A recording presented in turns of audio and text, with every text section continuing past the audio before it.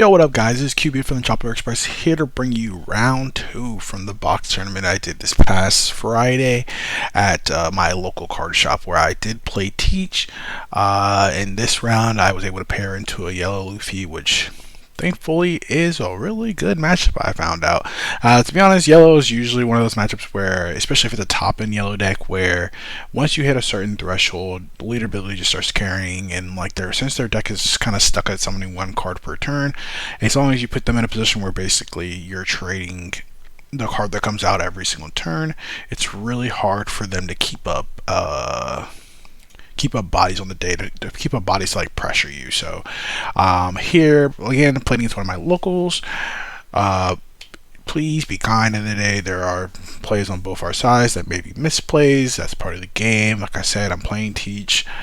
I am rusty with the deck, but also a lot of my locals, because we don't really see a lot of this deck in OP14, may not be adjusted to it, so please take play with a grain of salt on both ends. But before we get started, as always, thank y'all for supporting me at the end of the day. Please continue to like, comment, subscribe, share it with your friends, share it with your homies. Just let them know, like, hey, just come check it out just to see some good vibes. So let's go ahead and get the game started. So here, I think I got to go second this game. Look at my hand, and I ain't gonna lie, if you see stage, you auto keep. It's really just that simple. That card is just so broken that when you see it, it could just basically fix your whole hand for the most part. And especially in this matchup where I just want to curve out as best as possible with my plays, it is just such a strong card. And so it looks like my opening hand is Burgess, Stage, Kuzan, Kaido, and a card I cannot see. My opponent decides to mulligan. Actually, I don't even know if I win the die roll on this one, actually. But he was not happy to see me playing the Teach deck today, which I kind of understand. Even though he has 6 life, it's like one of those where once I get the board, it's just so hard for the yellow Luffy to get the board back from me because there's no type of destruction in the deck. And really the best thing it can do is just like stop me from playing in general. So I actually get into going first. I go open up stage, go ahead and grab my era. I sent Burgess, so I know basically I have my grave already set out for my Kuzan. I actually really want to find Van Augur, or find Docu Van Augur if possible, because the more I can just build my board out, the better. So here I draw Luffy for turn, so I should go ahead and just start with my era and stage. So I'm going to go ahead and start with my era. If I can find Docu on this turn, it's actually really good. And if I can find Docu plus Van Augur, it gets even better. So here I found the Docu, which is really good. And here I should also go ahead and just stage away, whether that be the Kaido or another card. I guess I had another Burger, so I think that's a good card to trash. I don't hit Kuzan, so I'm just going to head a 2K. I don't have any 2Ks currently. Right now, my turns are kind of already mapping out really well to where I have Kuzan next turn. Here I could play Luffy or Docu. I do think it's more correct to play Docu on this turn. I can play Luffy on my 7 Dawn turn. And I actually want to take a life. If I play Luffy here, I'm going to be in a position where, like, yeah, I will take a life later, but I could probably put him in a position, especially going into my 7 when I do end up playing Luffy, if I end up playing it on that turn, where he just won't have enough bodies to contest Docu plus Luffy, so it just becomes an actual decision, versus if I just play Luffy right now, he'll just trade into Luffy and pass. So unfortunately, he skips his 4 Dawn turn for him, which is really, really unfortunate on his end. I hit another full lead, so, free discard for me. And kind of similar to if y'all saw the Red Black Sabo game, I'm just going to continue to try and starve this matchup. I think there is almost no way for this deck to close out the game once I'm set up, and so I don't want to give it any free bodies to be able to I don't want to give it any free bodies. So here, and now we're on 6 Dawn. Like I said, this is OP14. I should be turning him off at this point in time just because I don't want him to play Robin and get 2 cards from me. Looks like I'm not going to be any close to 10. Also, that card's just like very okay in this matchup, so discarding Ground Dust is pretty fine on my end. So what I'm expecting this turn is more than likely a 5 lead. 5 lead play Robin, or like a 7 lead play 4 cost feature 1 for turn. I think my opponent's just kind of he unfortunately just happens some games where you just don't open well. Uh, and especially when you don't get your leader ability on top of that to make it more consistent, it just feels unfortunate. So he skips his sixth dawn turn as well. So I think so. Obviously, due to that, I am very very far ahead. I just drew Laboon, so I do have a way to interact with anybody that's summoned, except for Jinbei. So I can right now I can interact with Hikanojo and with Sanji, and as long as I use my leader ability before I swing, I'll deny the Sanji effect, and I can also deny any type of Lilith effects as well. So that's just one thing I like to keep in mind when I'm playing against Yellow decks, is to try and use my leader ability before I swing as much as possible, in order to make sure they don't get any extra advantage off getting a body. So here I'm just trying to think about the way I want to sequence things. Just because the way my hand is, I like every card in my hand, I feel like. So I guess I'm going to start with a 5. I don't really agree with this. Because if he takes his Sanji, it's like really bad. But here he has Jinbei, so now I got to reevaluate my hand. I currently don't have Van Augur. So since he hit Jinbei, I need 2 forms of reduction now. I can either play Laboon plus Stronger and commit to that line, or because I have Luffy, I can still hit Van Augur off this first one. So I think that's the line I decided to take, where I'm going to go ahead and just do Luffy. If I can hit Van Augur in my top 8, then like I can go for a Laboon, discard for leader ability, or discard for a stage, summon Laboon, summon Van Augur, and still pop. So that's the line that I'm playing to right now. I have 5 Dawn left. So here I'm going to use stage. I'm going to pitch Kuzan because I know next turn I'm probably playing Kaido. I don't hit the Van Augur. So now I understand that because I didn't hit Van Augur, kind of got to change up what my plan was this turn. And kind of like I said before, we got it to the position where we have Q plus Laboon, or Q plus Lafitte. So then next turn, even if he plays one body, then we can do it that way. So the other thing that I can do now, I'm going to give myself one more chance to draw Van Augur. So I should play my Stronger. And he's just making sure he understands both Kuzans. I think at the time he had the 6-cost Kuzan kind of mixed up with the 5-cost Kuzan. He thought this was the blocker one, but this is actually the one that pops itself. So here I'm going to give myself one more chance to hit Van Augur. I think I actually hit it. I can't actually tell, but I can't really see actually. But I think I do hit it. So I'm going to just pop it off. I guess I decide that I don't want to. I may not have hit it actually. I think I'm just going to decide to just play Laboon and pop it and have Burgess for the follow-up turn. Oh no, I did hit it. So here, yeah, I hit it. Gonna go ahead and summon. Van Augur. Just gonna go set up the pop board, just make it so that he can't play any other cards. And then I get to pop it, and then I'm just gonna play my Laboon and leave my Laboon standing here, which is actually really good for me. So now I have Laboon going to my 9-cost Kaido turn. So basically anything he summons is getting get removed for free. Usually it would be 8-cost Kid. It could be Kuma, and then it's kind of like the power of 9-cost Kaido is like going first. The card is so broken because you can kind of get this board versus a lot of the decks in the format outside of like Emu, and this board is actually pretty decent. And then you still have 9-cost Kaido to kind of follow up as like the beast stick going forward. So looking at his hand, it looks like he has looks like a lot of counter power plus Kid. So it's just one of those things where the board's kind of set up. We're going to start getting to my 10 Dawn turn pretty soon here. And then once we get to my 10 Dawn turn, it's kind of like, feels kind of over. Because as long as I'm able to continue to out bodies, he can't really win. So I think the best thing he can do right here actually is just go ahead and decide to clear Q.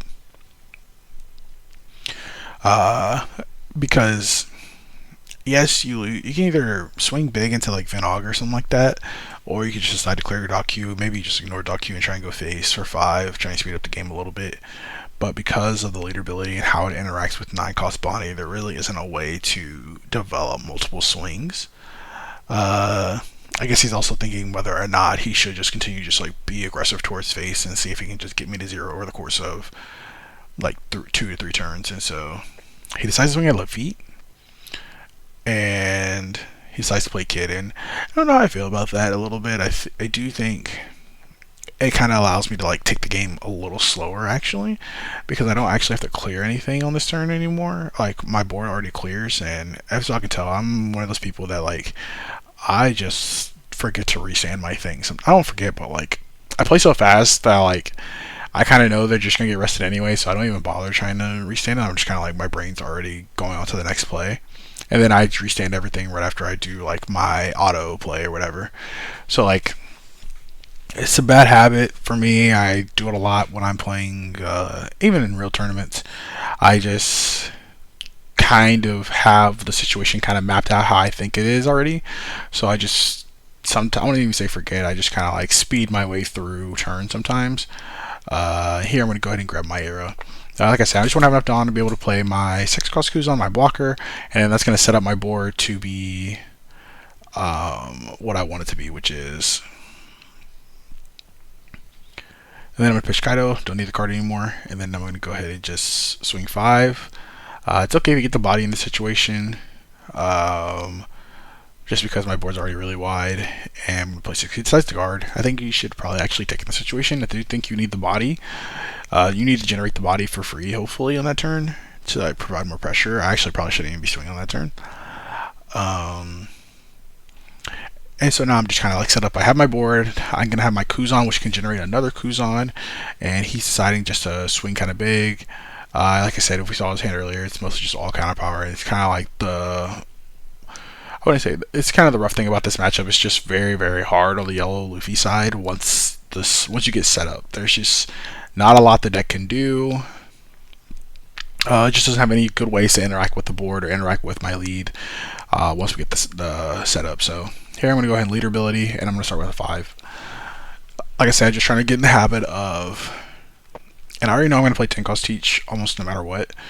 There's not a lot. So here I'm thinking, oh, do I just want to pop this, or I can continue to go face, at least with 6 with lead, and then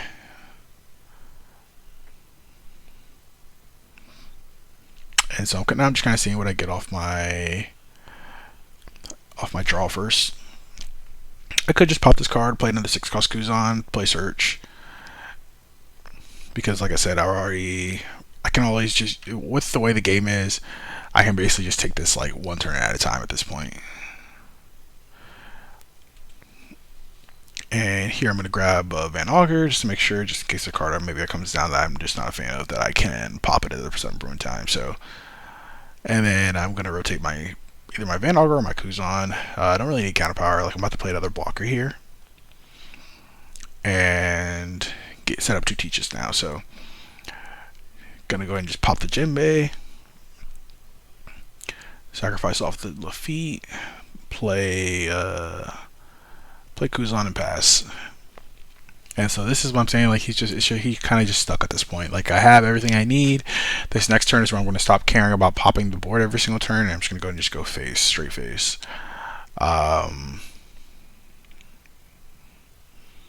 So my Burgess looks like it's a 9k.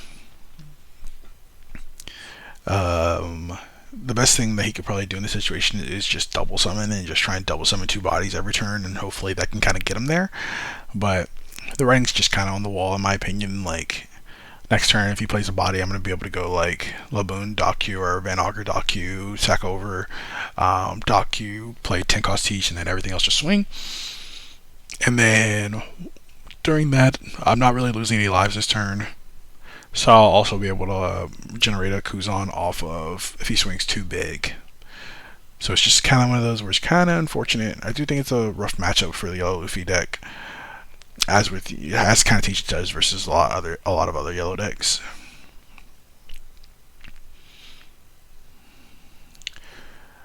Yeah, I'm a hand shuffler, y'all. I try not to do it too much. Sometimes I just do it to like look at my hand again. Try and do it softly, but yeah, I'm just a hand shuffler.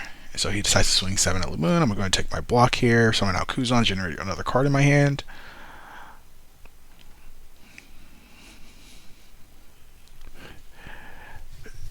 Hey, yeah, I ain't gonna lie, I'm getting DQ'd with the new rule. So Here he decides to play double Nico Robin, and unfortunately those cards, it's just not a card that's, it's going to stall the game a little bit, but it's not actually going to put him in a position to ever win the game. So here I'm going to go ahead and just pitch, and I'm going to start the same thing I did last turn, just start with 5 to lead. 5 to lead.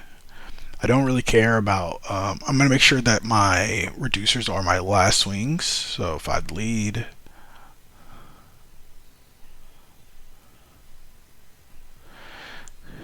Looks like 6 to lead, and then also here I can still float out into another Van Augur to pop, and then go ahead and just take the block, and then I could float this out into either a Burgess or another Van Augur. Realistically, it probably could be another Van Augur just to pop it off the board, and then play another Burgess, and then play 10 cost Teach. So 10 cost Teach to turn it off. And grab Black Hole, and then just pass. And really, I have lethal basically set up now. But also, he also knows I have another 10 I have another 10 cost Teach in hand, so I can make the game last one more time.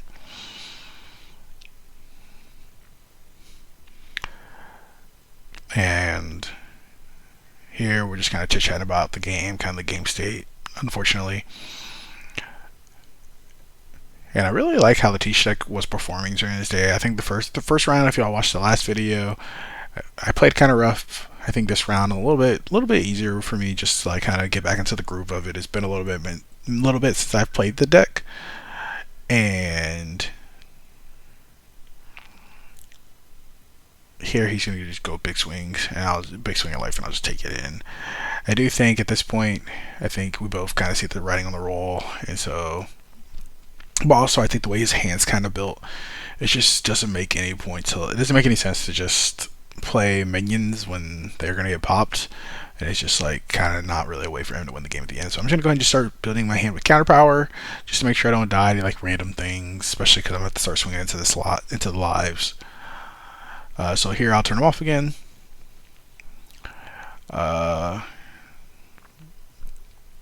And I'm kind of deciding whether I should just be very, very aggressive. Like, I never die in this situation. So I'm like, I can take it slow, or I can just decide, but I should just decide to just play it safe. I have 2 Burgesses plus Teach, so he takes. No trigger. Gonna go ahead and just, since he didn't take the block, I'm just going to take my free value, swing 5 with lead. And then that should be a card. And unfortunately, I'm a big fan of the Teach deck, but I understand from my opponents that it's just not a fun deck to play against. Like, you just kind of feel like your deck doesn't really get the chance to do anything. But for me, I just really enjoy the kind of defining the path for the game. Here he takes the other 5, swing 6. So I'm guessing he's more just out of counter power at this point in time. Gonna go and get a number on this. Looks like 1, 2, 3, 4, 5. Looks like 6. Looks like 6. So 11.